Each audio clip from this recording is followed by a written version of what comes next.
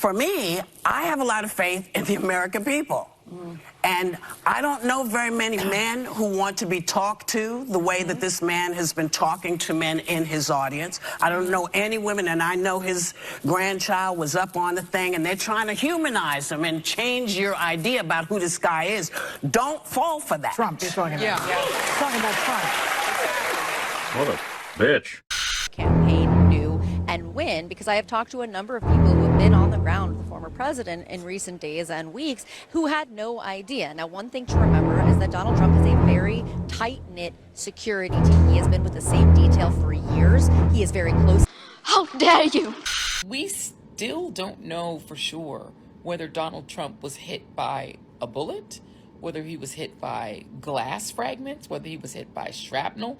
We don't have those details. We actually have no details from his physician, even though this man is still a Secret Service protected, and presidential candidate. We know almost nothing. Why? Why don't we know that much? We know that 3 people were shot. 1 person, unfortunately, was killed at the rally. We don't know where they were sitting or standing relative to him. We don't know why, for 9 full seconds, Donald Trump was allowed to stand back up during an active shooter situation, even though they, at that point, had said the shooter was down. How would they have known if there were more shooters or not? Nobody knew. That there could have been 5 shooters for all they knew. Yet they allowed him to stand up in the middle of that, crisis and pose for a photo. My God, are you still talking? That seems really unusual. What is the actual injury to Donald Trump's ear that's under that bandage?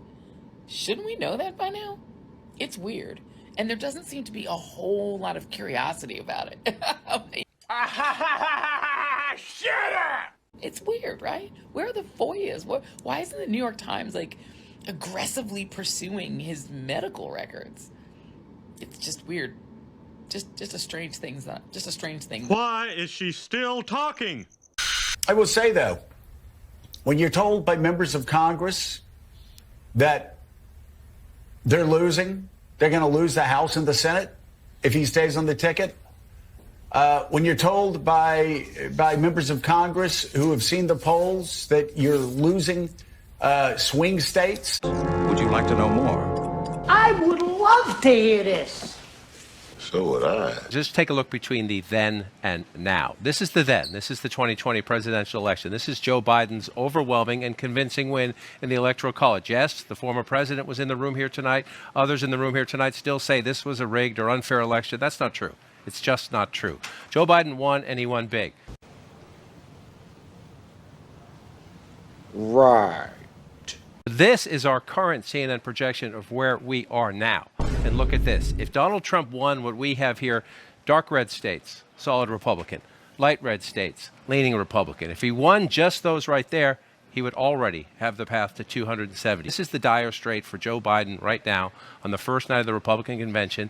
Tomorrow is 16 weeks to Election Day. 16 weeks from tomorrow, we count the votes. It is tough to change a map like this in that amount of time.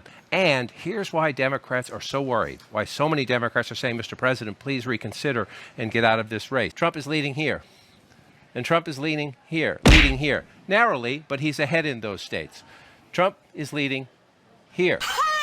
That's 312 electoral votes. Trump is leading in this Nebraska congressional district. Let me change it that way. Nebraska does it by congressional district. That's 313 electoral votes. And Democrats are warning that Trump may not be well ahead. It may still be margin of error. It might be a tie. But right now, Trump is competitive here. That's blue Virginia. That's blue New Hampshire.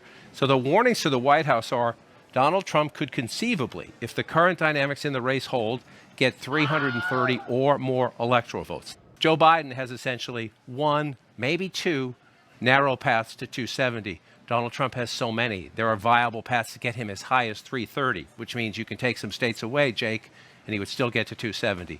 Donald Trump on the first night of his convention, and Democratic people who are studying the data closely say it keeps getting worse for the president. Donald Trump opened his convention tonight in a commanding position in this race, period. And when your top fundraiser over the past 5, 6, 7, 8 years is telling you the money's gone, the donors have all gone away, you know, it's really incumbent on people that are around Joe Biden to step up at this point and help the president and help the man they love. Please, help me help you. When they took a shot at my hero and they tried to kill the next president of the United States, enough was enough. And I said, let Trumpomania run wild, brother. Let Trumpomania rule again. Let Trumpomania make America great again.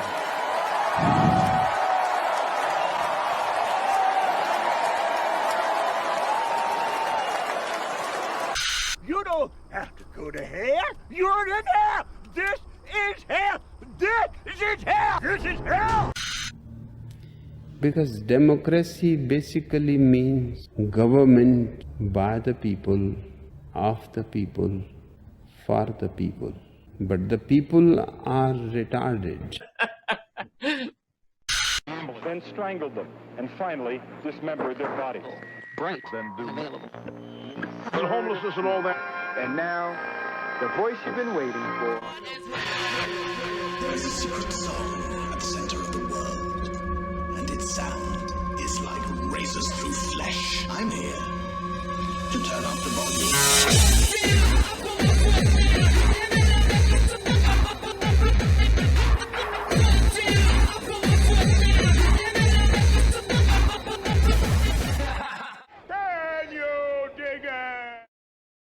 I'm kind of retarded.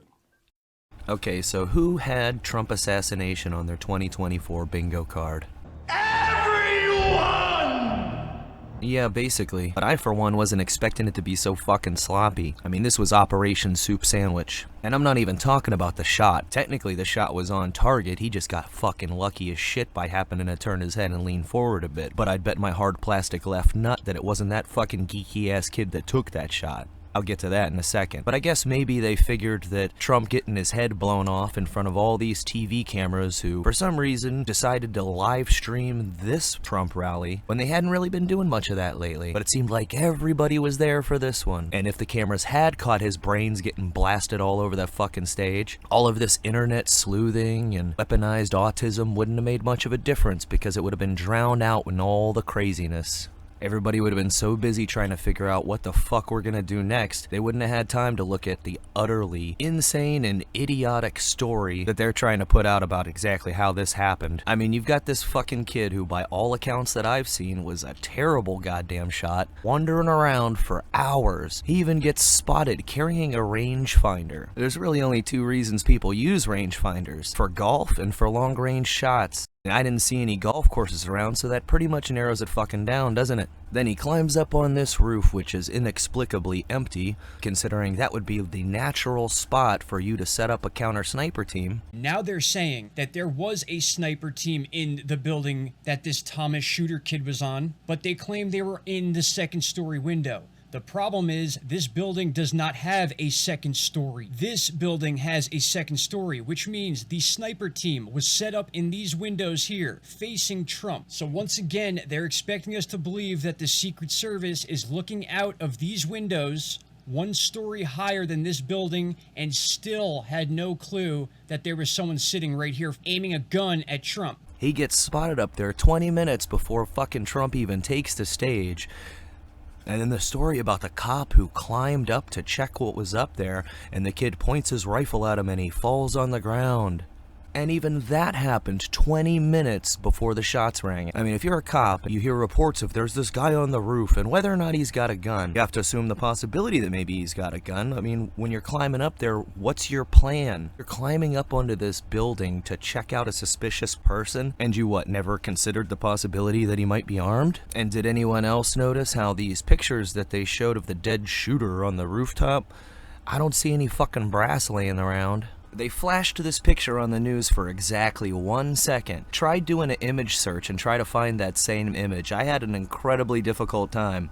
I actually had to go and find the news coverage and screenshot it off of there. And do you notice how they blurred out the part where his hands are zip-tied behind his back even though he's deader than fucking Dillinger?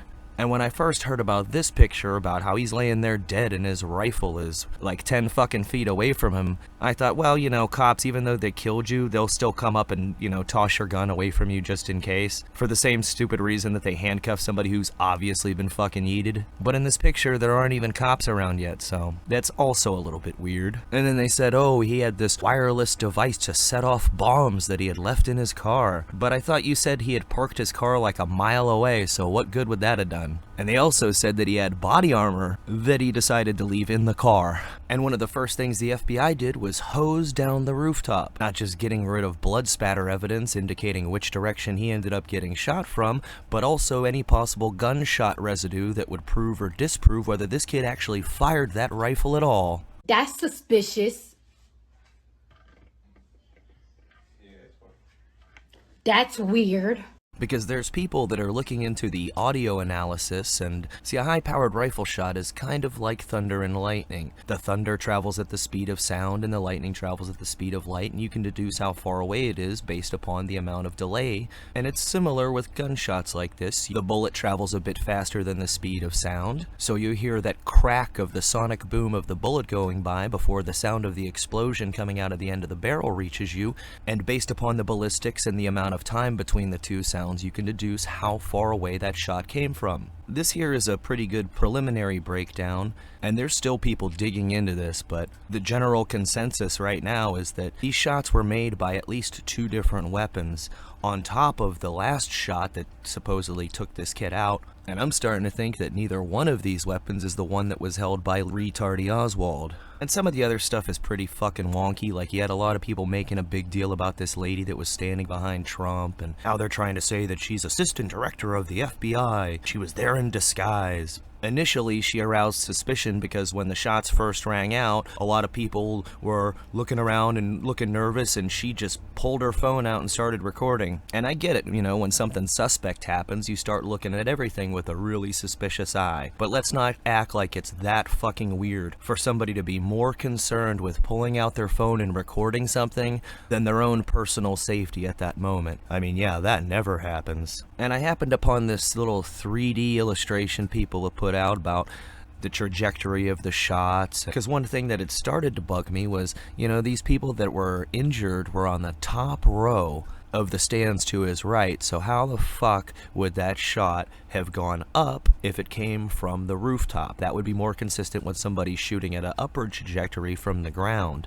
And anybody could make one of these little 3D models, but it doesn't actually mean that it's completely accurate. I mean, there's too many factors here. Are they actually getting right the height of the stage, the height of the bleachers, the elevation differences between where the stage was and where that building was? Maybe there was a little bit uphill slope or downhill slope between the two. And this model purports to show the travel paths for all the bullets, which I don't know how you would have that information this quickly. So I'll leave that to the super nerds to further flesh out.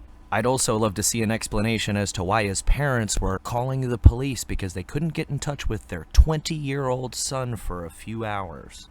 Doesn't that seem just a little bit odd? But we're probably never going to get a straight answer about that, just like we're probably never going to get any kind of trustworthy information from the FBI as to what was actually on this kid's phone and computer. But as of right now, the most damning thing about this is how the fuck did you have nobody watching that rooftop or on that rooftop, especially when you got people pointing out, hey, there's a guy with a gun! And he's climbing around on top of a metal roof that was supposedly housing a shit ton of cops inside. The other completely obvious point where you would absolutely want to have someone at least on Overwatch would be the goddamn water tower. The highest vantage point around, which would have literally seen everything. Every private security firm around the world that deals in protection of high-value targets, the Secret Service is who they aspire to be like because they're supposed to be the best, and they were the best, until all of a sudden they just completely shit the bed. And it just so happened to be on the day that this fucking weirdo kid shows up to try to take a shot. I don't think so. And there are some people claiming that the actual shooter was up in the water tower. Shots fired towards the blue water tank. That's right. I got one down on the inside. Medical crew, get in command. Chief 12-3, let me know what you need. All EMS crews, get inside buildings. Stay secure inside buildings. But again, I don't know how you're supposed to verify this supposed radio chatter to see as to whether or not it's actually legit. And I loved when the Secret Service director got up there and did her interview with ABC and said, "Oh, well, we couldn't put people up there. It was unsafe because there's a sloped roof." The follow-up question from that reporter should have been, Are you fucking retarded? The hell's the matter with you? you're the fucking Secret Service. Your job is to protect a former president, even if it means costing you your own life in the process. But it's too unsafe to be on a sloped roof. Don't you just love these stories where the more information that comes out, the less fucking sense it makes? Like when this story first broke, I thought, okay, I'm gonna need to hear a pretty good goddamn explanation as to how this kind of shit show happened. I mean, you better tell me he was in some kind of car setup like the DC sniper had, or he was dressed up in SWAT gear and the police thought he was with Secret Service and Secret Service thought he was with the police. Not, oh, some geeky kid in civilian clothes walking around with a fucking rangefinder for hours, climbs up on the roof, gets pointed out and still nobody does anything, or at the very least says, hey, there's a suspicious person. Let's not bring Trump onto the stage. But now the question is, what's the score here? What comes next? Because the fact that you missed the shot, coupled with the way that he didn't scurry off and run into hiding, but stood up like a boss and said, fuck it. I know he said fight, but I swear every time I watch that video, the words I hear are, fuck it. Fuck it. You had the left freaking out because of how much Trump was making inroads with the black community. And besides arresting him and doing the mugshot, the only possible way that you could have made him more of a fucking legend is literally this. So again, what comes next? I think this might call for the old thinking cap. What if this worldwide software glitch that happened all because of a little boo-boo with an update, and just so happened to be the day after the nomination was accepted? What if that was already pre-planned and written in? That code would have been finished before this assassination attempt. Maybe it was initially going to be an even worse outage, but then after he survived the shot, they tried to mitigate it as much as possible. I mean, I'm just thinking out loud here, because the timing is a bit coincidental. But I highly doubt that they're going to be taking the security of Trump so willy-nilly from here on out. So any other attempt on his life is going to have to be something fucking serious, like a major bomb in a vehicle, or maybe the Russians are gonna set off a tactical nuke. I don't even think it matters whether Biden stays in or drops out of the race. I don't think anybody they put up there could beat him at this point, even with all the voting shenanigans that are undoubtedly gonna happen.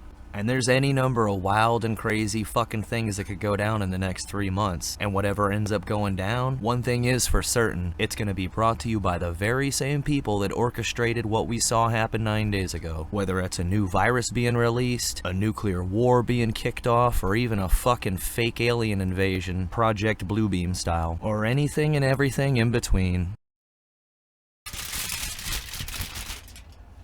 Whatever it is, I just hope you're all as ready as you can be, because shit could literally go sideways any fucking day now.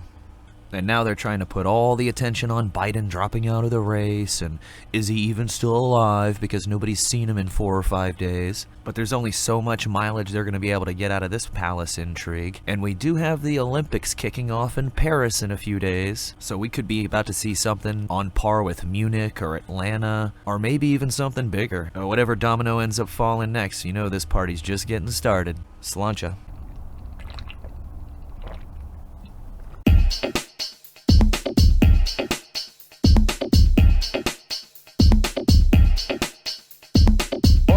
In this world is my thoughts and my words, and I don't break them for no one.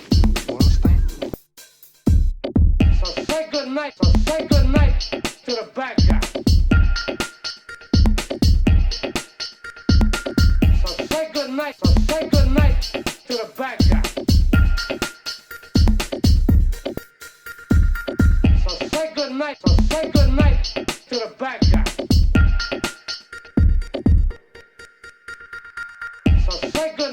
Say good night to the bad guy.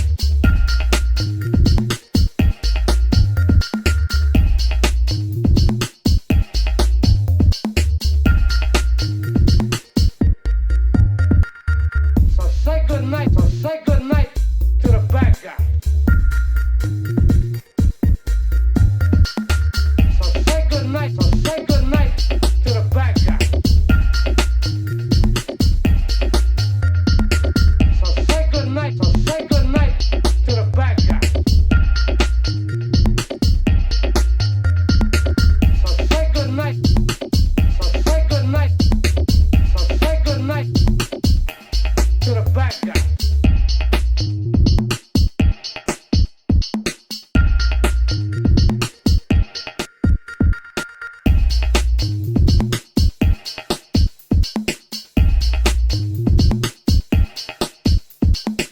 So say good night to the bad guy.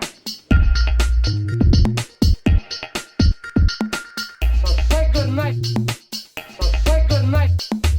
So say good night to the bad guy.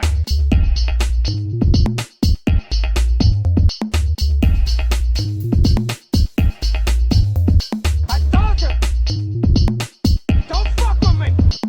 I told you, don't fuck with me. I told you, don't fuck with me. I told you, don't fuck with me. You stupid fuck. Look at you now.